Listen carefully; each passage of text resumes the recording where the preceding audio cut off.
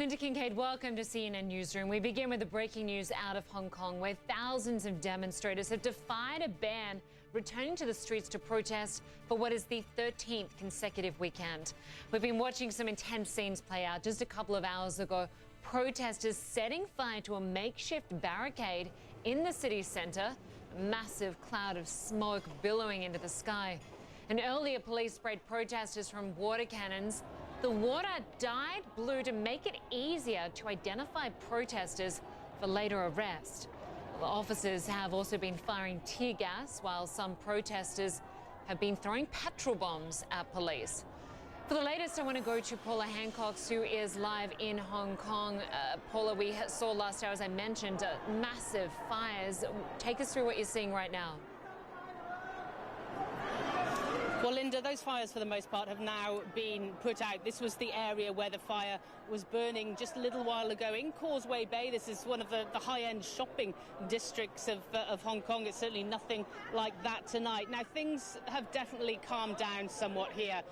The police, some of them have retreated. We have seen a number of arrests. So certainly police had their eye on certain protesters and then went in and took them. But you can just see here, I mean, just on the floor, this is some of the ammunition, if you like, that protesters have been using against the police. We see this time and time again at these protests. They pull up the bricks from the paving and then they throw them at the police. In return, we also saw petrol bombs today being thrown from the protesters, and in return the police, they fire tear gas, and we know that they have shot some rubber bullets as well. They have also deployed the water cannon a couple of times, and at this point, this area has calmed down, although you can still hear, even as some of these police are retreating, being yelled at by some of the locals. Now, there are a couple of pockets of other areas in Hong Kong that we are still hearing have some tense moments, so it's not necessarily over for this evening, but it just shows that once again, the 13th consecutive weekend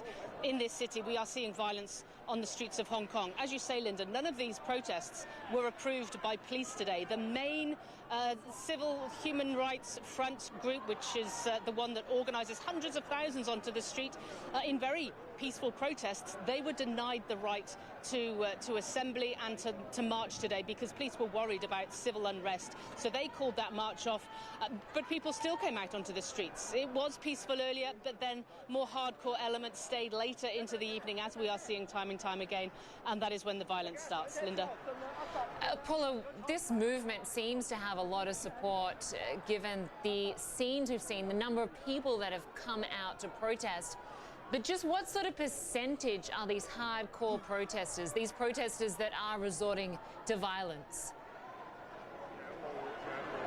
It's very difficult to say. At the beginning of this whole process, back in June, I would say that it was a very small percentage that were hell-bent on staying out till the end of the night and causing trouble. The numbers seem to be growing. If you bear in mind, the police say that they've arrested more than 900 people. So clearly, they believe that they have gone for some of the real troublemakers, the more hardcore elements, and they have taken them off the streets and arrested them. But they are still coming up against this kind of resistance. It has to be said, though, there are still many peaceful protests. There are many people in this city who do still want to protest peacefully. And it's also worth pointing out there are many people in this city that don't agree with any of this. They don't believe that the one country, two systems is under threat by Beijing. They support Beijing. So this is not just one opinion here in Hong Kong. This is a very polarizing matter, and there are two diametrically opposed ideas when it comes to the future of Hong Kong. Paula, these demonstrations, in particular the violence we're seeing, is being shown around the world. It's making headlines around the world. Do protesters feel that this is working for them, that this is working for their campaign?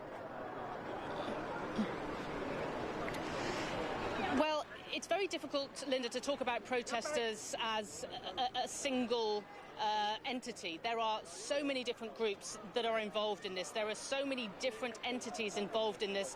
There are families out on the streets many times being part of these protests, and then later on there are more hardcore elements. Now, the one thing that these protesters do have in common is that they believe that democracy in Hong Kong is being whittled away by central governments in Beijing, that they are pushing for more democracy in Hong Kong. So, but there are so many different groups that make up this city, and it is still a leaderless movement, even though a number of the more prominent anti-government and pro-democracy leaders were picked up and arrested on Thursday and Friday. This still goes on because, being a leaderless movement, they believe that even if the police and authorities pick up a couple of the leaders, they cannot cut the head off the movement. Now you can see there's still a fair bit of anger on the streets. There are many passers-by just as the police are walking along that just shout abuse at them and hurl some insults. These are not the violent elements, but it just shows that there is still a lot of anger. And if you see here, you can see that the police are starting to retreat, and they're being jeered, quite frankly, by some of these locals.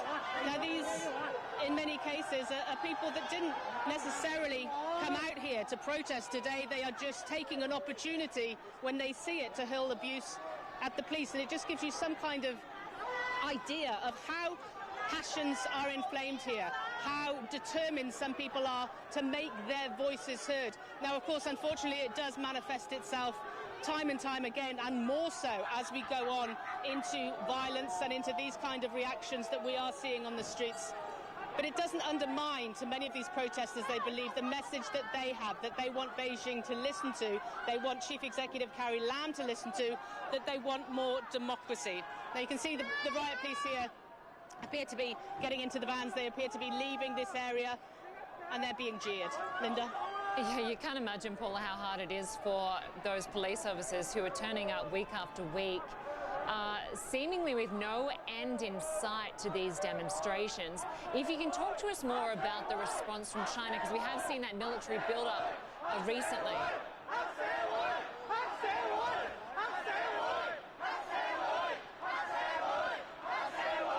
I don't know if you can hear me, Paula. Obviously, the demonstrators there are pretty loud. Lynda, you're back. Yes, I'm having a bit of difficulty hearing. Sorry, say that once again. I was just referring, obviously, to the police officers, how hard it must be for them turning up week after week after week with no end in sight, it seems, to these demonstrations. But if you can talk to us about the response from China, given we have seen that military build-up. Absolutely, yes.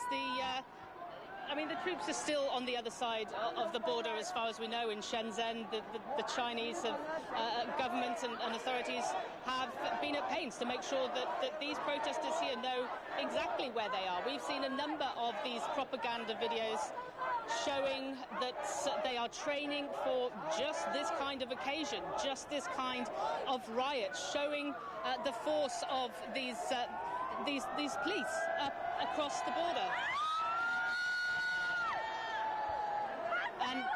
And that sign just speaks for itself, Lynda. As the police are driving away, there are cheers from many of the locals here. But what we've heard from Beijing is they are criticising other countries around the world for getting involved. They say this is purely an internal Chinese matter. They want to make sure that no one else is involved in this. They have been very critical of other countries, the United States, the UK, for getting involved in any shape or form. And we've heard a Reuters report as well, just on Friday, talking about the fact that Chief Executive Carrie Lam did think that it was a good idea to get rid of this extradition bill, but China said no. All right, Paula Hancocks, we'll leave it there for now. Paula Hancocks in Hong Kong, thank you very much.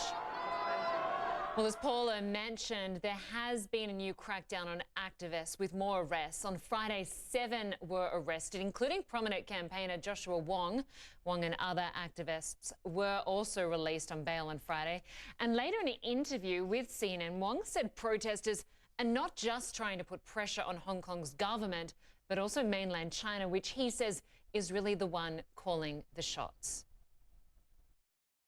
We have never expected Hong Kong government will listen to our voice, because Hong Kong government is just the proxy government. The leader of Hong Kong, which means chief executive, is just the puppet of communist regime. But we still keep on our fight. because we all know that President Xi and Beijing are facing certain international pressure and the discontent of Hong Kong people. And we are just the one demanding our fundamental right to elect our own government, the right enjoyed by the free world since last century. Well, some of Hong Kong's leaders say the crisis can be resolved at the negotiating table. Ronny Tong, a member of the island's Executive Council, spoke to us earlier on the phone. He suggested there is a peaceful way out of the crisis if protesters lower their demands. I'm still hopeful that a solution can be found, and when I say a solution, I mean a peaceful one, whereby both sides can sit down, at the conference table and try to work things out. Although you're seeing very ugly scenes on the streets right now, and everybody is very worried about it. But we've been working very hard behind the scenes to try to reach out to some of the leaders of the protesters and try to see if we can bring about some kind of reconciliation here.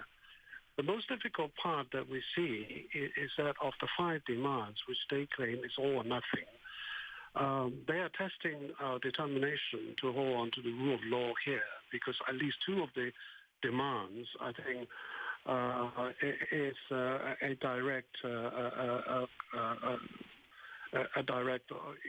offense against the rule of law here. So we are finding it extremely difficult to try to convince, the protesters that we can actually resolve this in a more peaceful way. But we're still trying.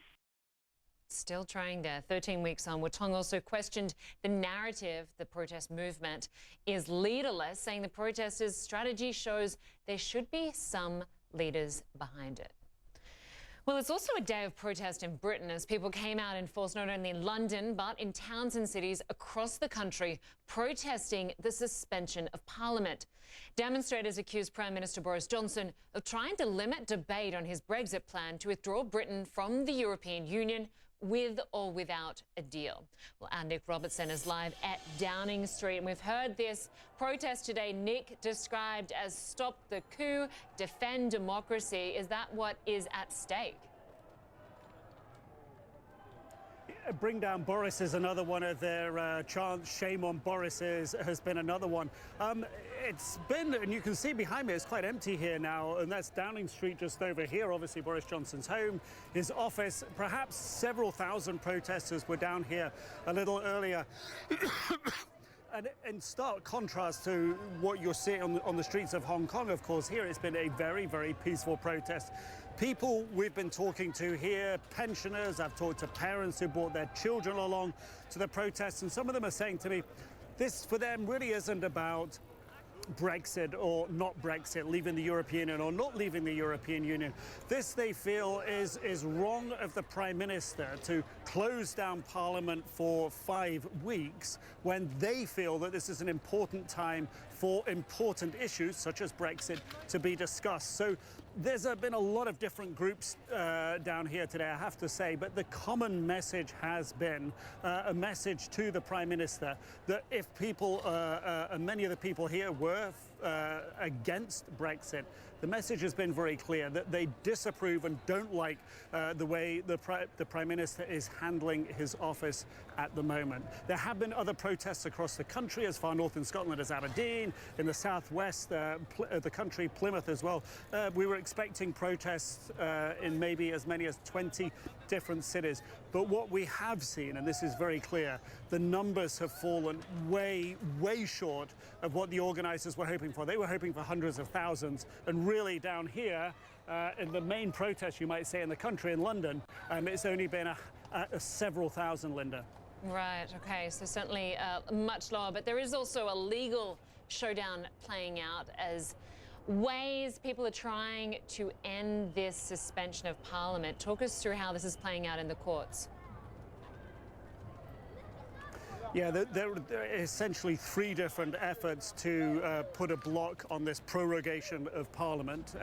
One of them will be in the High Court, the Court of Royal Justice here in London. That will be heard on the 5th of September in the coming days. And before then, in Scotland, in Edinburgh, the High Court there and the High Court in Belfast in Northern Ireland will also hear legal challenges to Boris Johnson's ability to call about this prorogation of Parliament.